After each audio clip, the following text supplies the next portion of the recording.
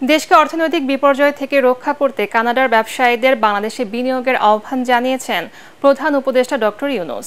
Canadian high commissioner সাক্ষাৎ করতে গেলে তিনি বলেন, প্রতিটি প্রতিষ্ঠানে শৃঙ্খলা ও স্বচ্ছতা ফিরে আনতে কাজ করছে অন্তর্বর্তীকালীন সরকার।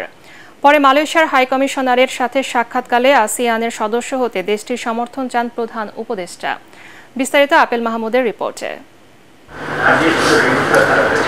রাষ্ট্রীয় অতিথি ভবন যমুনায় অন্তর্বর্তীকালীন সরকার প্রধান ডক্টর মোহাম্মদ ইউনূসের সাথে সৌজন্য সাক্ষাৎ করেন বাংলাদেশে নিযুক্ত কানাডিয়ান হাই কমিশনার লিলে নিকোলাস।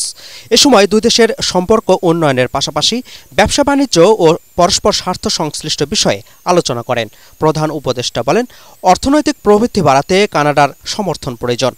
বাংলাদেশের পাশে থাকার প্রতিশ্রুতি দিয়ে হাই কমিশনার বলেন, বাংলাদেশে সার ও নিত্য প্রয়োজনীয় পণ্য সরবরাহের মাধ্যমে খাদ্য নিরাপত্তা জোরদার করতে আগ্রহী কানাডা।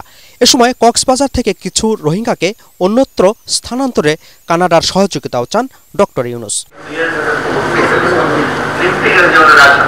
পরে প্রধান উপদেষ্টার সাথে সাক্ষাৎ করে অন্তর্বর্তীকালীন সরকারের সাথে কাজ করতে মালয়েশিয়ার আগ্রহের কথা জানান বাংলাদেশে নিযুক্ত দেশটির হাই কমিশনার হাসনা মোহাম্মদ হাশিম। প্রধান উপদেষ্টা বলেন, বাংলাদেশ আসিয়ান ও সার্কের মধ্যে সেতুবন্ধন হিসেবে কাজ করতে পারে।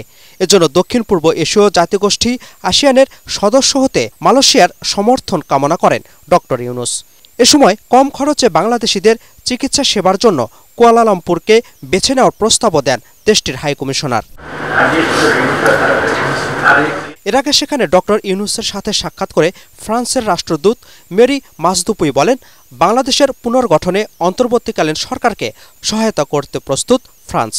এ সময় প্রধান উপদেষ্টা বলেন, দেশ পুনর্গঠনে জনগণ যে সুযোগ দিয়েছে তা কাজে লাগাতে না পারলে তা হবে এ সরকারের বড় ব্যর্থতা।